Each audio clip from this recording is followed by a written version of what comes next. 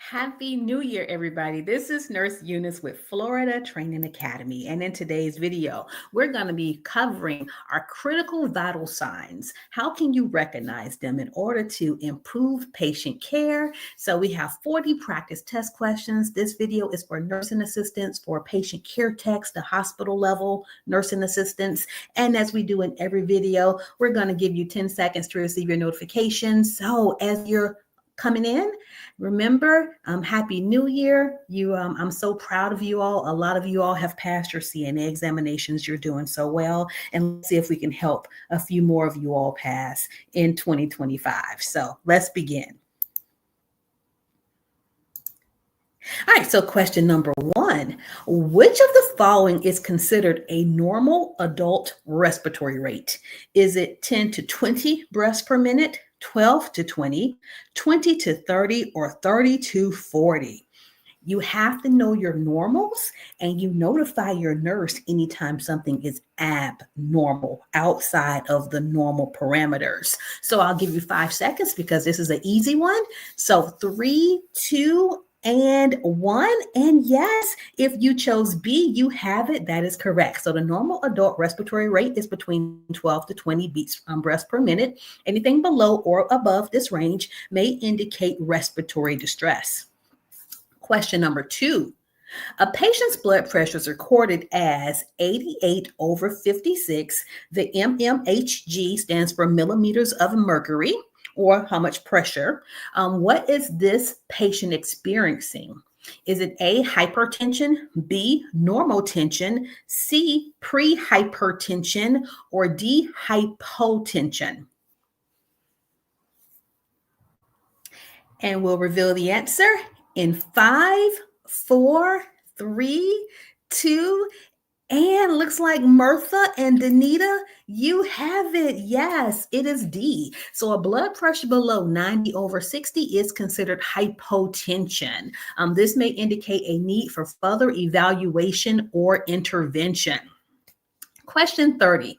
When measuring a patient's temperature orally, which reading would be considered a fever? Is it 97.5, 98.6, 99.1, or 100.4? Which is considered a fever? All right, revealing the answer in 5, 4, 3, 2, and Mahima, I see you. You got it correct. It is D. So I know you all want to choose the one that was in the 99s. But technically, depending on where this person's from, what part of the world, a temperature of 99 may actually be okay. That's not indicative of a fever. So the answer is D. A fever is typically defined as a temperature of 100.4 or higher. If it's in the high 99s, we're still going to monitor it, but we don't necessarily call that a fever just yet. Question number 4. What is the critical action if a patient's pulse is irregular and below 50 beats per minute, indicating bradycardia? Do you want to A, wait and recheck after 10 minutes, B, encourage the patient to lay down, C, inform the nurse immediately, or D, offer the patient water? You spend more time with those patients than the nurses. So if your patient has an irregular heart rate as indicated by you feeling their pulse and it doesn't feel regular and the heart rate is less than 50, what do? All right, I will give you 4 more seconds. 3, 2, and I see you. You all have it right. That is right. You got to get that nurse in the room. The answer is C. Bradycardia, which is when the heart rate's less than 60, is a critical sign that must be reported to the nurse immediately, especially if the pulse is irregular. So great job, team. Question number 5. A CNA is taking a patient's radial pulse and counts 120 beats per minute. This is an example of, is it A, tachycardia, B, bradycardia, C, normal pulse, or D, hypotension?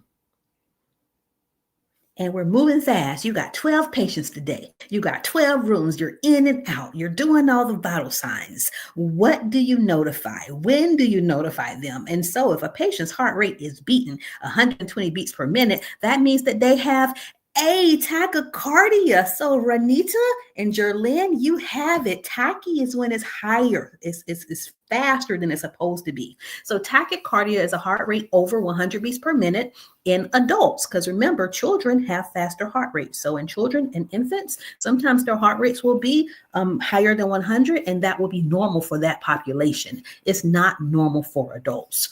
So if a person's heart rate is sustained above 100 beats per minute, you need to report that to the nurse immediately. And Happy New Year to you also, Ludi. Ludi, today we're coming out with 3 videos. When I say we, I guess it's me and my multiple personalities. So I'll be shooting videos back to back today. Question number 6, everybody. If a patient has a SpO2 level, that's the oxygen saturation, of 88%, what is the appropriate next step? A, continue monitoring. B, ask the patient to breathe more deeply. C, report it to the nurse. D, place the patient in the prone position.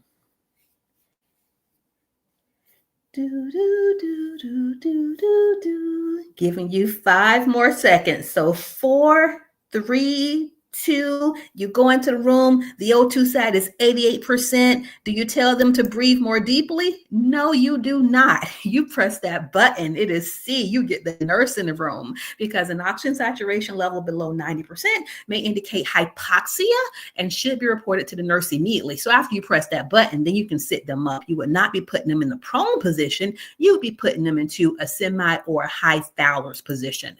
Question number 17.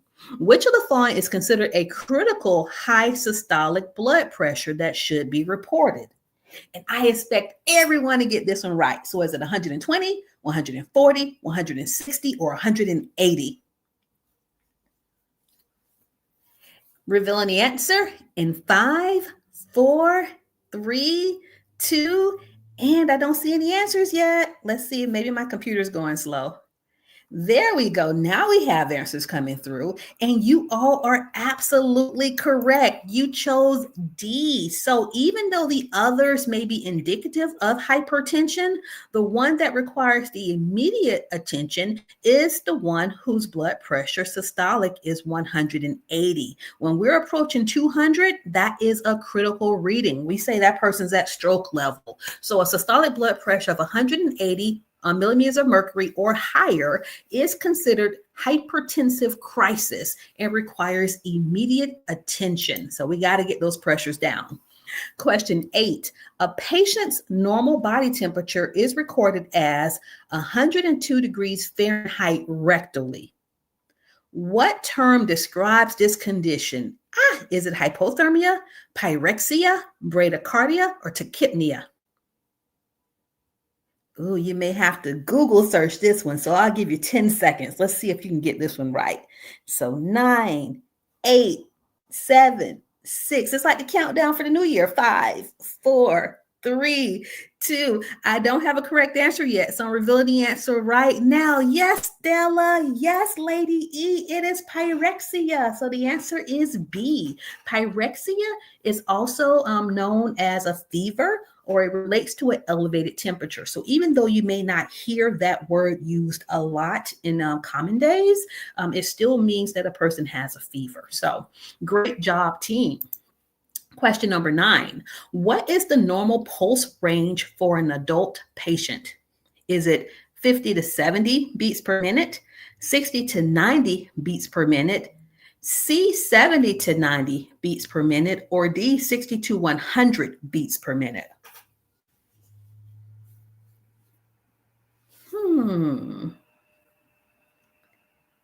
Can't trick any of you. I see all the correct answers. So now, Ballet, I can't pronounce your name.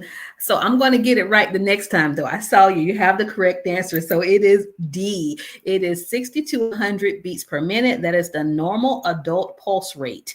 Let's go to question number 10. And this one is a scenario. And we have a lot of scenarios. So stay to number 40, and you're going to be challenged today. I like this test. So our scenario team. You have a 67-year-old patient who reports shortness of breath and fatigue with minimum activity. Upon assessment, the CNA notices the patient has pale, clammy skin and rapid, shallow respirations. So here's the question. Which abnormal vital sign is most likely associated with this patient's symptoms? Is it A, a blood pressure of 140/90, B, a heart rate of 120 per minute, C, respiratory rate of 38 breaths per minute, or D, oxygen saturation of 95%?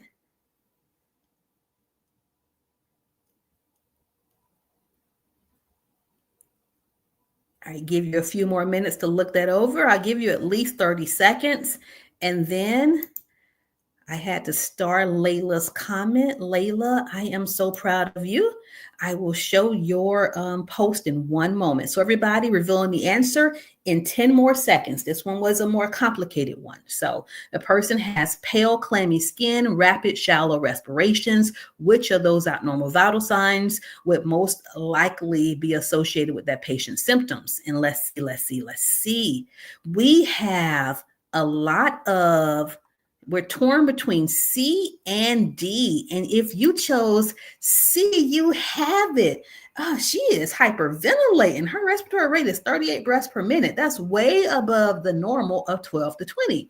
So a respiration rate of 38 beats per minute is abnormal. It indicates tachypnea, which correlates with the patient's symptoms of shortness of breath and fatigue. Although an elevated heart rate might also be present, the respiratory rate directly explains the primary symptom. Remember, the primary symptom was the rapid, shallow respirations and that pale skin. She's not getting enough oxygen. She's pretty much just overloaded with CO2. So everybody, let's go ahead and give our wonderful Layla applause. Congratulations, Layla. So she says, Happy New Year, Eunice. I passed my written and skills test on my first try last month. Hey, your practice test videos and practice questions kits. Oh, thank you so much. You bought it through Amazon. Helped a lot. You are so welcome. And I look forward to helping you on your journey towards nursing school also. All right, so everybody, let's go to our next question. Question number 11. Which of the following vital signs is considered life-threatening and requires immediate intervention? Is it a temperature of 101.3, a pulse of 62 beats per minute, a respiratory rate of 8 breaths per minute, or a blood pressure of 130/80? Which requires immediate intervention? The way I like to think of it is which is above your CNA or PCT pay grade. The one where you're like, I can't deal with this today. Let me get this nurse in the room. All right, so revealing the answer in 5, 4, 3, 2, and that's right, K1, Chrissy, Merlin, Kelly, you have it there. It is C. That respiratory rate is too close to 0. So a respiratory rate of 8 breaths per minute indicates respiratory depression and requires immediate intervention. If you don't do something soon, you're about to start CPR on this patient. Question number 12. A patient's diastolic blood pressure is measured at 110 millimeters of mercury. This is classified as hypotension, normal, pre-hypertension, or D is hypertensive emergency. So the top number, the diastolic number, the bottom number is 110. What does that mean? All right. And I was doing this late at night, so I hope I have indicated the correct answer on the next slide. But if the diastolic pressure is 110, not the top number, diastolic is the bottom number. So what's the range for the bottom number? Yes, K Wong, and yes, J Lau. So regardless of what I have on this next screen, because I did this late at night, we have it there. I have the right answer. It is D. So a diastolic blood pressure is usually 50 to 80. So if this person's pressure is now 110, that is a hypertensive emergency. It should be reported immediately. So remember, the systolic, according to normal standards, I'm giving you a few answers here. I'm not going to talk them out because this is going to help you with a future question that's on this practice test. So look in the chat. All right, so here we go, everybody. Question number 13. A CNA has taken a patient's pulse and notices an irregular rhythm.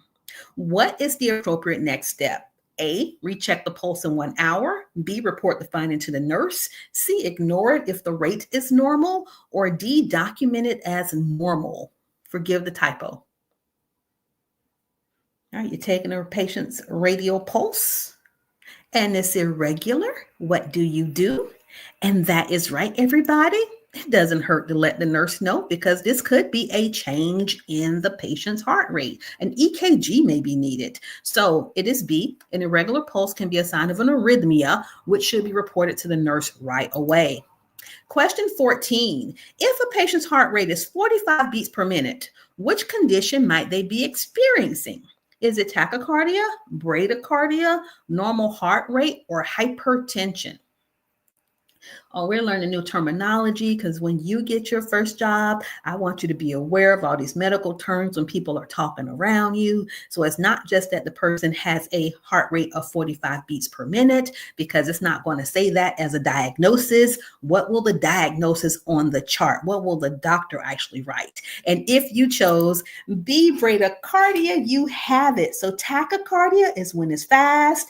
Bradycardia is when it's slow. Brady means slow, cardia referring to the heart. So bradycardia refers to a heart rate below 60 beats per minute. Question number 15, team. What is the critical first step when a patient's SpO2 reading falls below 90%? Do we A, administer oxygen, B, recheck the pulse oximeter, C, reposition the patient, or D, inform the nurse immediately? Gladys was fast with this one. Gladys has D. Let's see if we have any other responses. Merlin says D. We're waiting for 5 responses. Kelly Nalubega, I said it, says D.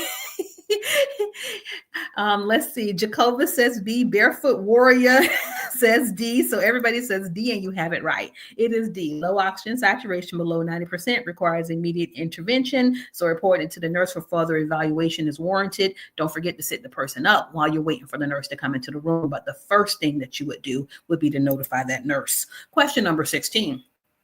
A patient's blood pressure is measured at 200 over 120. What condition does this indicate? And I should have drilled this in your head by now. Is it a normal blood pressure, hypotension, hypertensive crisis, or tachycardia? 200 over 120. That is right, everybody. So there's hypertension, but then there's hypertensive crisis. So a blood pressure reading of 200 over 120 indicates a hypertensive crisis, again, requiring immediate intervention. So why is this important? Because you all spend more time in the room than the nurses. So you are the one in there getting the vital signs. You need to know when to notify the nurse to come into that room. So question number 17, a 52-year-old patient reports sudden onset of chest pain, radiating to the left arm and nausea. The patient is diaphoretic and appears anxious. Question, which abnormal vital sign is most likely associated with the patient's symptoms? Is it a blood pressure of 160 over 100, a respiratory rate of 16 breaths per minute, a heart rate of 60 beats per minute, or an O2 saturation of 98%?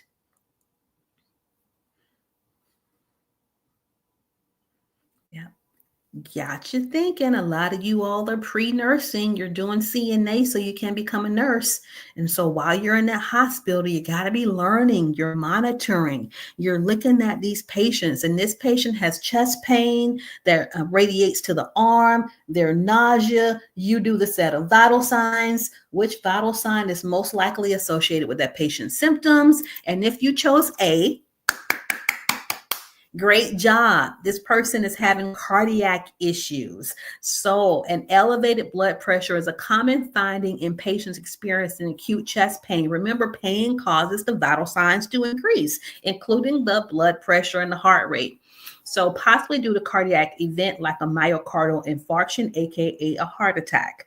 The high blood pressure is a response to the stress on the cardiovascular system, while the other vital signs may remain within normal limits. The elevated blood pressure is most relevant here. So patients having cardiac symptoms, chest pain, blah, blah, blah, you're going to get the full set of vital signs. And in most instances, you're going to see that the blood pressure is abnormal. Question 18. Which of the following SpO2 readings is considered life-threatening? Is it A, 94%, B, 92%, C, 88%, or D, 98%? And you can't choose all of the above. That's not an option. Because your patients are not normal. They are not textbook. So I need for you to know when to panic, when to get that nurse in the room right away versus, all right, well, this is her normal. This is where she normally sits and her nurse is aware and we're okay with that reading. So everybody reveal the answer in 5, 4, 3, 2, and you all have it. It is C. Come on now. We're not going to let it drop below 90% and let it just stay there. So usually your nurses have parameters. If a patient has COPD, their O2 sats are usually around 95, 96%. So that's just normal for them. So if you go in and O2 sat is 94%, you're not freaking out. But if you go in there and now it is 88%, that indicates hypoxia or hypoxemia, and you need to go ahead and get your nurse into the room. Question 19. A 25-year-old presents with a high fever, chills, and lethargy, meaning that they're hard to arouse. The CNA notes flushed skin and reports that the patient appears confused at times. Which abnormal vital sign is most likely associated with the patient's symptoms? Is it a blood pressure of 110/70, a temperature of 102.5, a respiratory rate of 18, or O2 sat of 96%?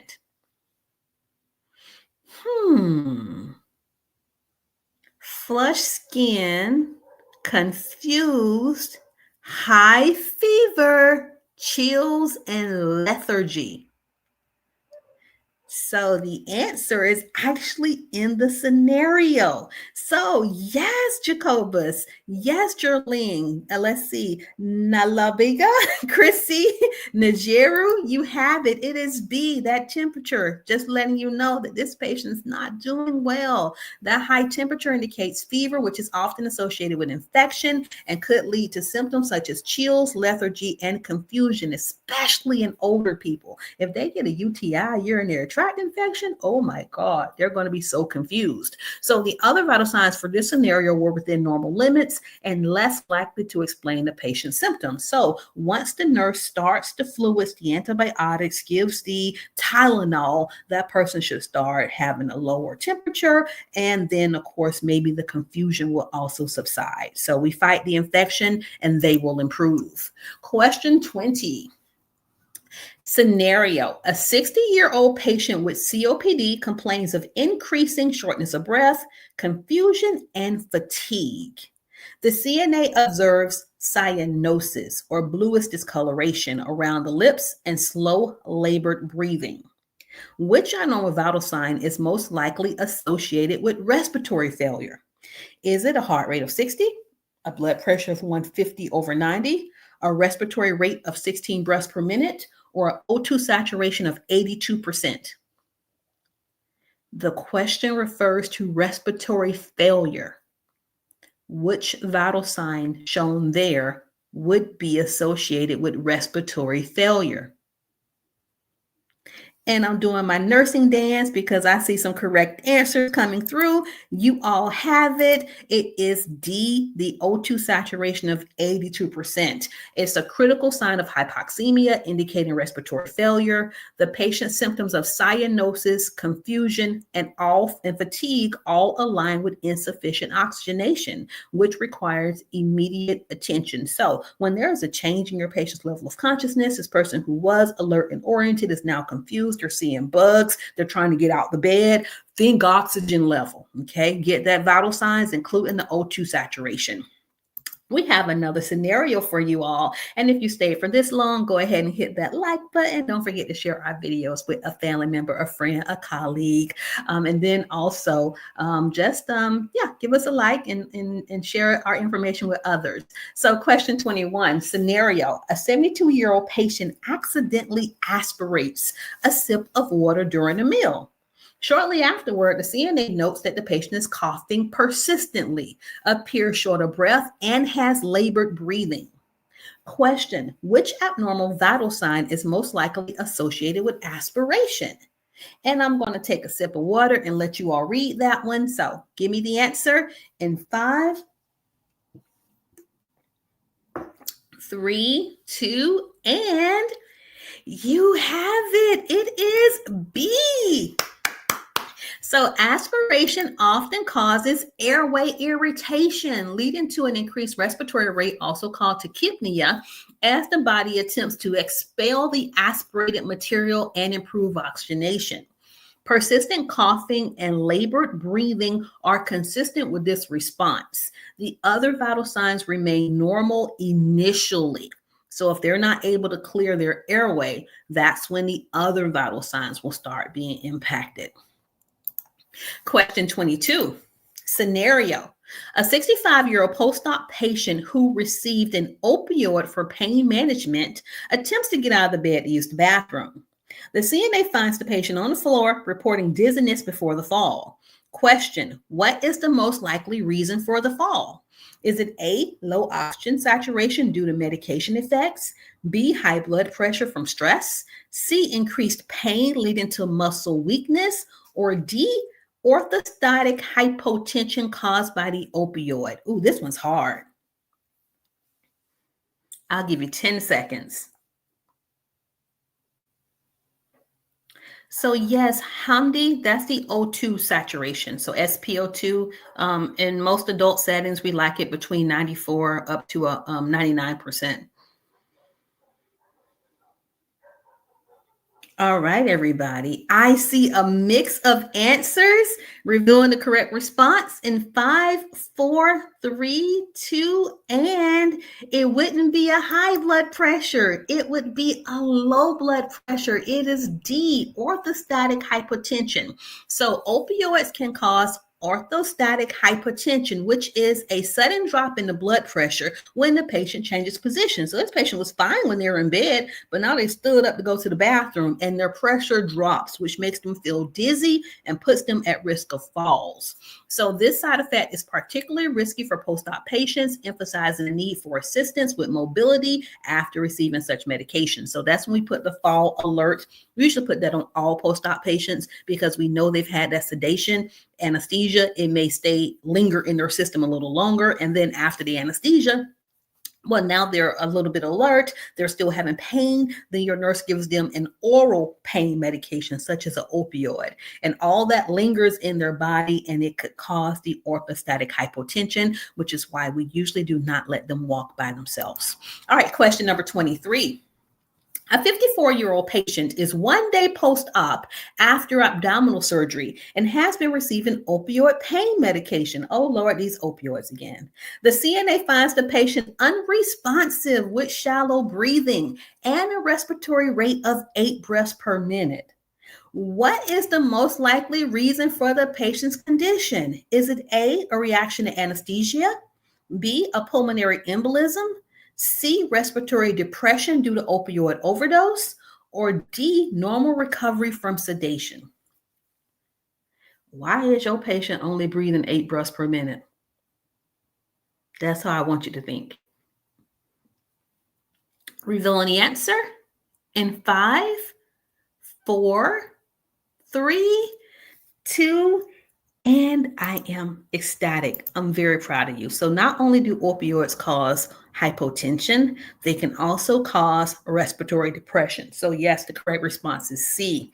Opioid medications can cause respiratory depression, meaning that it slows down the way the person breathes. They're not going to breathe normally, particularly when administered post-op. A respiratory rate of 8 breaths per minute is critically low and may necessitate the administration of Narcan. So that's why you got to get that nurse in the room so she can give the reversal agent. All right. And so again, immediate intervention is required, and you never leave a person who's in distress. You stay with them and call for the nurse while you are in the room. Question 22. A patient is experiencing shortness of breath and cyanosis. What is the best immediate action for the CNA? A, provide the patient with a blanket. B, reassess the patient in 30 minutes. C, encourage deep breathing. Or D, inform the nurse immediate. And this is so easy. So I'm just going to go ahead and give you the answer, because anytime there's a change in condition, we are going to do D. We're going to get that nurse in the room, because cyanosis and shortness of breath are signs of respiratory distress, which are medical emergencies. Question 25. Let's see if you remember. What is the normal range for an adult's systolic blood pressure, the top number? Is it 80 to 100, 100 to 120, 120 to 140, or 140 to 160? And this is based off of current standards. So no, I did not put 100 to 140. Revealing the correct response in 6, 5, 4, 3, 2, and yes, you have it, because they changed it, you all. So technically, if your systolic blood pressure is higher than 130, you are pre-hypertensive. So I know textbooks will say 100 up to 140, because we usually don't panic if it's 136, but the normal systolic blood pressure range for adults is 100 to 129. Readings outside this range require further assessment, because according to current standards, a systolic blood pressure greater than 130 is pre-hypertensive. So, just make sure when you're taking your test, do exactly or choose the answer that most corresponds with your training in your course and what's in your book. All right, so at least you know that pre-hypertension starts at 130, and then whenever the systolic blood pressure is greater than 140, we can classify that person as being hypertensive. All right, so question number 26. A 65-year-old patient becomes lightheaded and pale while being assisted to sit up in bed. The CNA notices that the patient's blood pressure is 80 over 50. Thank you for taking the blood pressure. And the patient reports feeling faint. Question: why would the Trendelenburg position be appropriate for this patient? A, to assist with easier breathing. B, the Trendelenburg position is never appropriate. C, to promote digestion. Or D, to improve blood flow to the brain. And if you've never said that word before, say it with me: Trendelenburg. Trendelenburg. Revealing the answer in 5, 4, 3, 2, and I'm so proud of you all. Great job, team. Everybody chose D. Yes, to improve blood flow to the brain, we press the button on the bed that's going to invert them. We're taking the blood from the legs, sending it up to the brain, sending it up towards the heart in order to decrease their symptoms. So the rationale, the Trendelenburg position, that's when the head is lower than the feet, is used to increase the blood flow to the brain, helping to stabilize the blood pressure and prevent fainting. This intervention is effective in cases of hypotension or shock symptoms. But I also have to tell you one more thing, team. You're not a nurse, so you don't put the patient in Trendelenburg without the nurse telling you to do so. Nurses will tell you when to put the patient in Trendelenburg because if this patient just ate, or if they have shortness of breath, or if they have a feeding tube. If you turn them upside down on their head, whenever we do put them in a regular position, we can cause them to aspirate. If we put them upside down and then they are already shortness of breath, we're going to cause their breathing to worsen. So even though you know what position we can most likely put them in, you don't do it without the nurse telling you to do so. I hope that helps you. All right, so that was Trendelenburg. Question number 27. A 40-year-old patient is experiencing nausea, vomiting, and has only produced 100 cc's of urine in the past 8 hours. The CNA notes that the patient appears weak and has dry mucous membranes. Question: what is the most likely cause of this patient's condition? A, dehydration from fluid loss. B, a urinary tract infection. C, overhydration from IV fluids. Or D, a reaction to pain medication.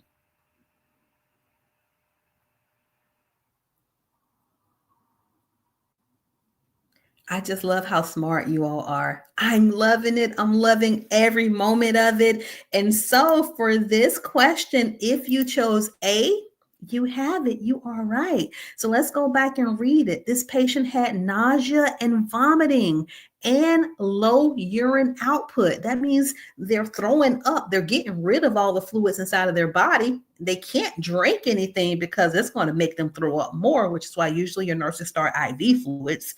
And now they have minimum urine output. So this is most likely caused due to dehydration. So nausea and vomiting can lead to significant fluid loss, resulting in dehydration.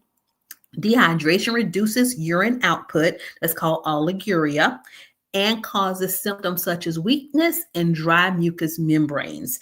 This situation requires prompt fluid replacement and medical evaluation. So hopefully your nurse is already working on that. But if you see something, you say something, just in case the nurse you're working with that day may have overlooked it. In some of your facilities, these nurses are having 30 and 40 patients. There is no way that she can properly assess all of these patients. So your input is invaluable to help save a patient's life.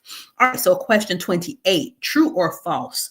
A syncopal episode refers to a sudden loss of consciousness caused by a temporary drop in blood flow to the brain. True or false?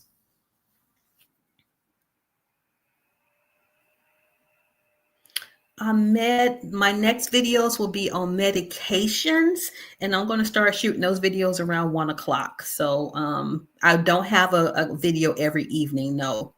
So yes, everybody, if you chose true, you understand what we refer to when we say syncope or a syncopal episode, because it occurs kind of like a fainting spell, occurs due to reduced cerebral perfusion, aka blood flow to the brain, and it's often caused by hypotension, dehydration, or a vasovagal response. In other words, they're on the toilet and they were trying to bear down.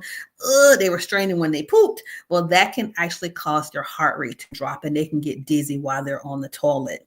Hi, Taisha. I hope I said that correctly. Yes, I'm excited that you called alive also. I'm trying to do them at different times of the day because I know everyone's schedule is so crazy. Our next question, true or false? A radial pulse that is weak and thready may indicate shock or hypovolemia. Hypovolemia. Person has a weak and thready pulse because you're in there doing vital signs and you're feeling for the pulse for a full minute because that's what we taught you to do in your CNA classes. So it's like, ooh, this is not as strong as it once was. And ooh, it's kind of thready. All right. So revealing the answer in 5, 4, 3, 2, and yes, K Wong. Yes. It is true. So looks like K1 had true, and let's see who else had true. Imani says true, and Jacoba says true. So a weak thready pulse can signal inadequate blood flow. So if you feel your pulse right now, I am sure that it's bounding, it's strong because you've had adequate fluid, your heart is pumping effectively, but now you feel the pulse on someone who's 80 and dehydrated, and it's going to feel weak. It's not going to be as bounding. So a weak thready pulse can signal inadequate blood volume or circulation, and that's common in shock and severe dehydration. Question 30. We're almost to 40, y'all. Question 30. What does a sudden drop in a patient's blood pressure from 130/80 to 90/60 most likely indicate? Is it A, hypertension, B, hypotension, C, normal fluctuation, or D, tachycardia?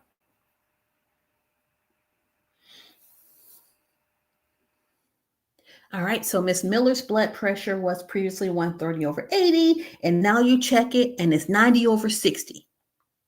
What does that indicate?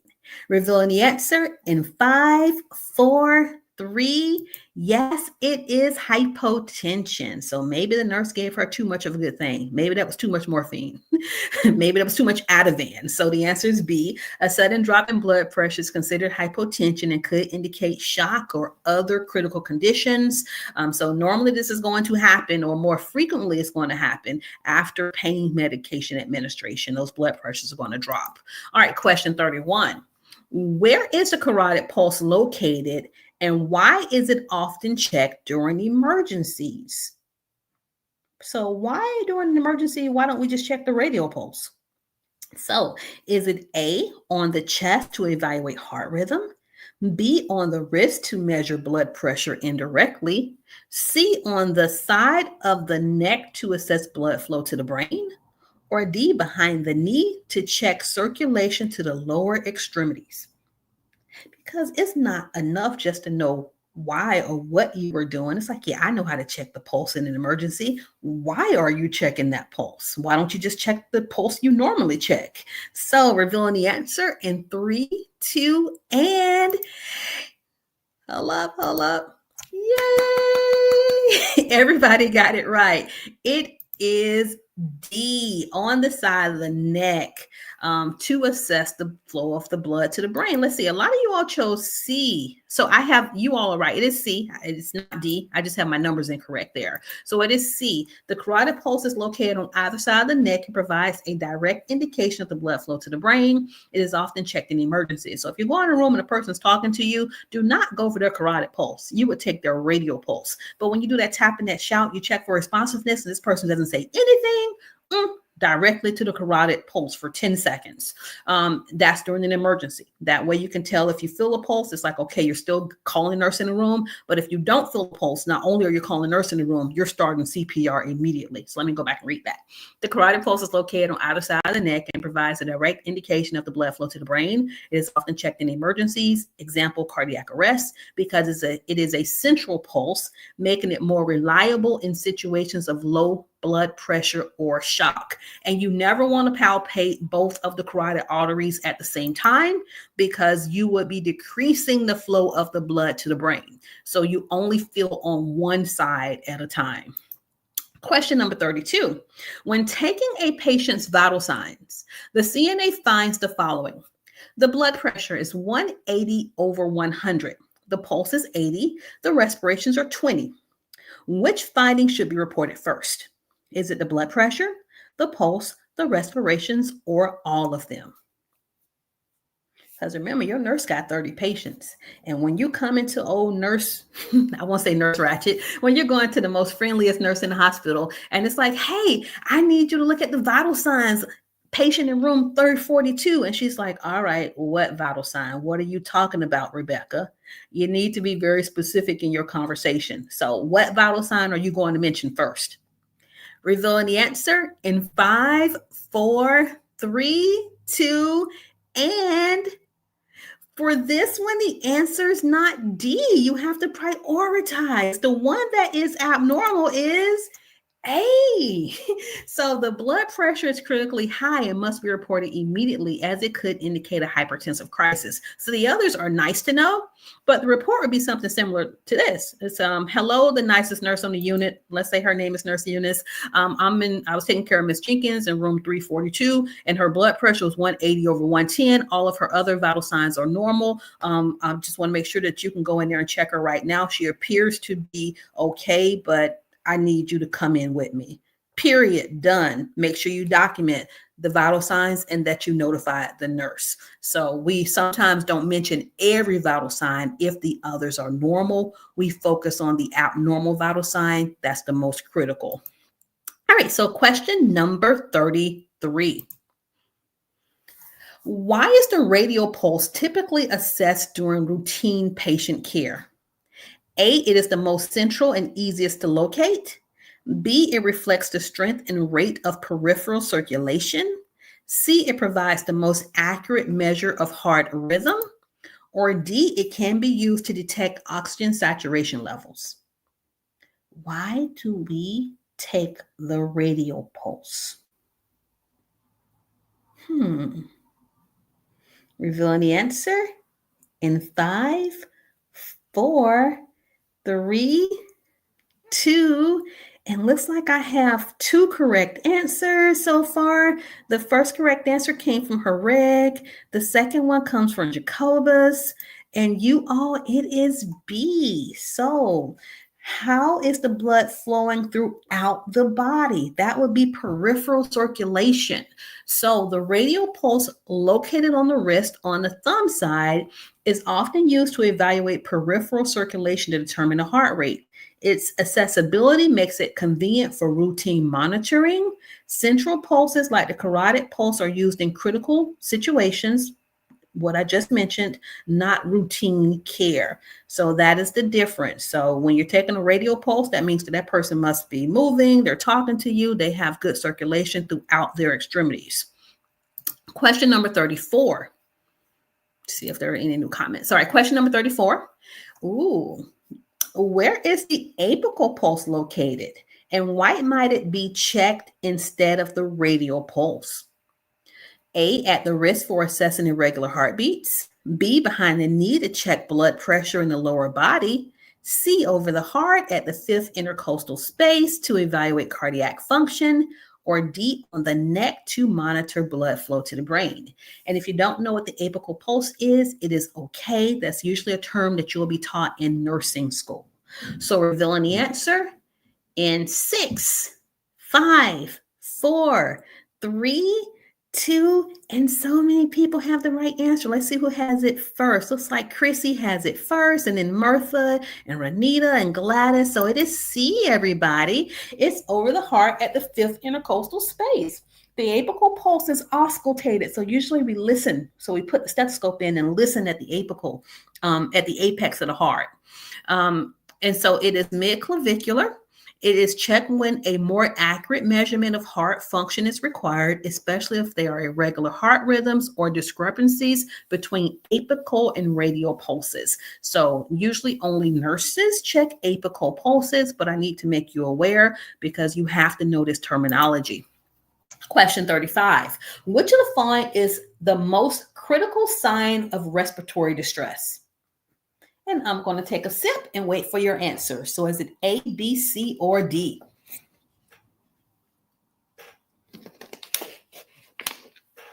And I'm so glad you're here with us. Happy New Year to everybody if you weren't here at the beginning.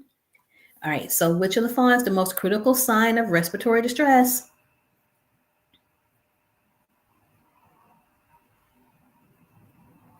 I couldn't trick any of you. I couldn't trick you. I am so proud of you. So it's not B. B is too close to normal. So sometimes your patients have sleep apnea.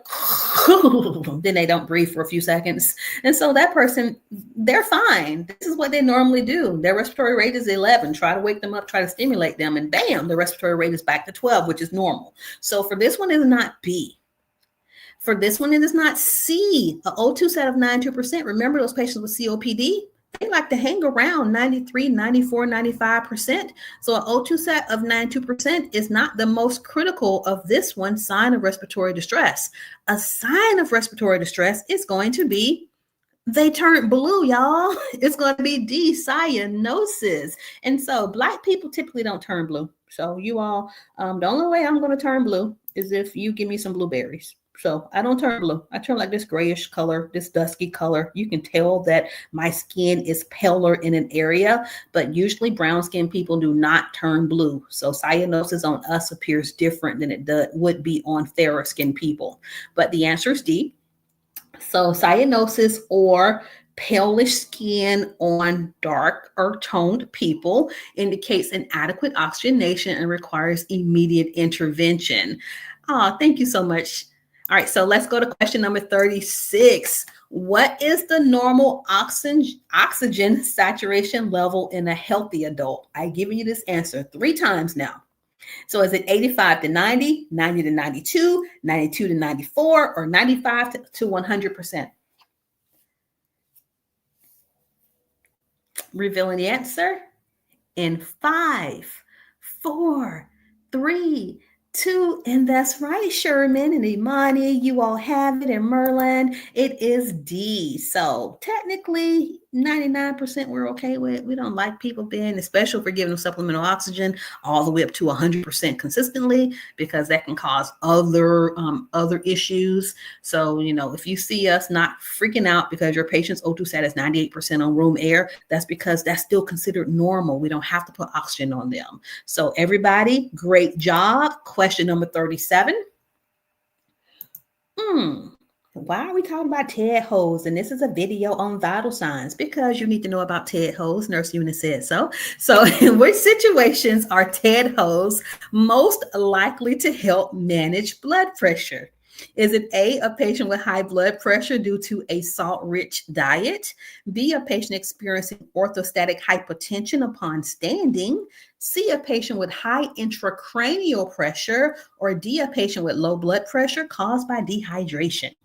When you're putting those tight compression holes, aka those TED holes on a patient, why?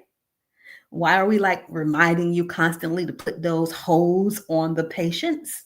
And so revealing the answer in five, four, three, two, and for this one, we usually don't put TED holes on for dehydration. If someone is dehydrated, then nurse needs to start an IV to rehydrate them. And the CNA, according to their dietary restrictions, should be encouraging them to drink more water. So we don't put TED holes on for dehydration. We put TED holes on because this person, when they stand up, their blood pressure drops. So the answer is B. Great job, team. So TED holes can help manage orthostatic hypotension by improving venous return and preventing blood from pooling in the lower extremity when the patient moves to an upright position. They are not effective for the other causes of blood pressure changes, such as dehydration or diet-related hypertension. So, yep, you see TED holes in that patient's room. I want you to think, wow, if I don't put these on, her blood pressure is going to drop and she might fall. That's the correlation I want you to have. So put those TED holes on while they're still in the bed before you stand them up. Question number 38. Merlin, I don't understand that emoji. Do explain. All right, so question 38. A 5-year-old patient presents with a heart rate of 140 beats per minute. Yes, as a CNA, you can work anywhere where a nurse works. So you could be working with kids also. So this 5-year-old has a heart rate of 140. The respiratory rate is 30 breaths per minute, and the temperature is 102 degrees Fahrenheit. The child appears irritable and has flushed skin. What is the most likely reason for the elevated heart rate? Is it A, anxiety due to being in a hospital setting? B, pain from an unknown source? C, dehydration from fever? Or D, normal variation for a child this age? So after you pass your CNA examination, if your class did not focus on a whole bunch of pediatric illnesses or pediatric vital signs, which most won't, because the CNA exams are usually geared toward an adult population, I need you to take it upon yourself. You can go to the American Association of Pediatrics. I need you to learn about taking care of pediatric patients, especially if you want to work in a pediatric hospital. So revealing the answer in 5, 4, 3, 2, and you all are right. It is dehydration. It is C. So fever increases the metabolic demand and can lead to dehydration, causes compensatory tachycardia. While anxiety and pain may also contribute to an elevated heart rate, the presence of fever, that heart beating so fast, this person sweating, the flushed skin makes dehydration a most likely cause. And of course, your nurse is going to be right there because immediate attention to fluid status is critical. Question number 39. A 45-year-old recovering from a cardiac procedure suddenly becomes unresponsive and is not breathing. The CNA checks for a carotid pulse but cannot feel one. Question: what is the first step the CNA should take? A, begin rescue breathing immediately. B, call for help and activate the emergency response system. C, check for a radial pulse and recheck for signs of breathing. Or D, start chest compressions at a rate of 50 per minute.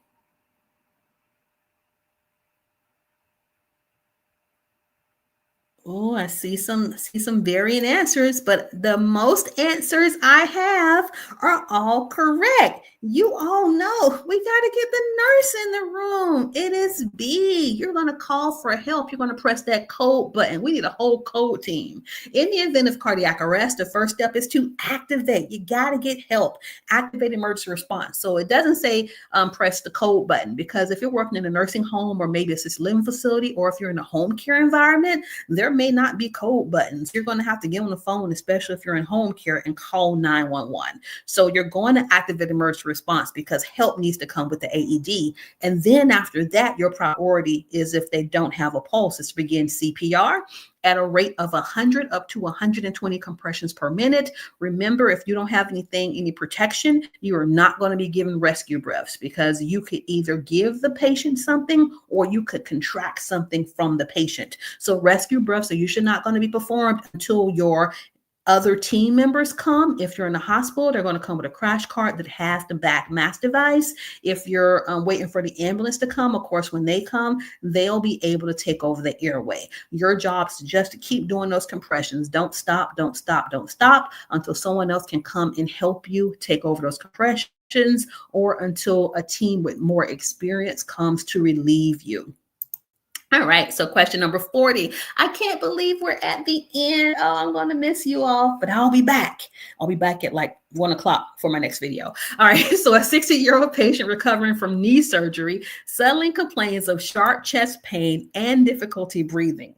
The CNA notices the following vital signs. The respiratory rate is 30. Uh-oh. The heart rate is 120. The blood pressure is 90/60 and the O2 sat is 85%. Lord, we got some work to do. Here's your question, team. What should the CNA suspect and what is the appropriate actions? Let me just go back. What was her sharp chest pain, difficulty breathing? These are her vital signs, and she just had surgery. A, the patient is having a panic attack, reassure them and encourage slow breathing. B, the patient is dehydrated, offer oral fluids and reassess vital signs. C, the patient is experiencing normal post-op pain, document the findings and recheck in 15 minutes. Or D, the patient may have a pulmonary embolism, notify the nurse immediately. Now that was a lot to say. Revealing the answer in 5, 4, 3, 2, and yes, everybody, it is. Now that says B, but we know nurse units did this in the middle of the night. So the answer is D, not B. D, the patient may have a pulmonary embolism. Notify the nurse immediately. So anytime we have surgery on long bones, there's a possibility of a clot being formed. And that clot would be a DVT if it was just stationary. But once it starts traveling, it can travel. Now it's an embolus. It can travel to the lungs and become a pulmonary embolism. And so the combination of chest pain, tachycardia, hypotension, and low oxygen levels would be consistent with a person who has a pulmonary embolism, or what we would call a PE. That's a life-threatening condition. So your job is to recognize it and get that nurse in the room so that we can provide that patient with the care that is needed. And it's going to be today at 1:30, but it's going to be on medication. So we had a lot of requests for videos on medications. And then I see that Nathan has a question about making videos on Alzheimer's, stroke, dementia, and diabetes. I have a full playlist, Nathan, so we've already done all of those except for Parkinson's disease. You just have to go to our CNA playlist. And so everybody, guess what? We did it. Please give yourself a round of applause. I am so proud of you. I love being your online tutor, your nursing professor. This is Nurse Eunice, and I'll stay around for a few more moments to see if you all have any questions before I begin preparation for our next video. So yes, it'll be 1:30, and it's on medications, because we have a lot of you all who are interested in becoming med techs or medication aides. And usually you can do so once you have 1 year of experience as a certified nursing assistant. So if we don't have any questions, you're so welcome, Jacobus. I wish you all a very merry and prosperous new year. And I'll see you in the next video. Bye, everybody.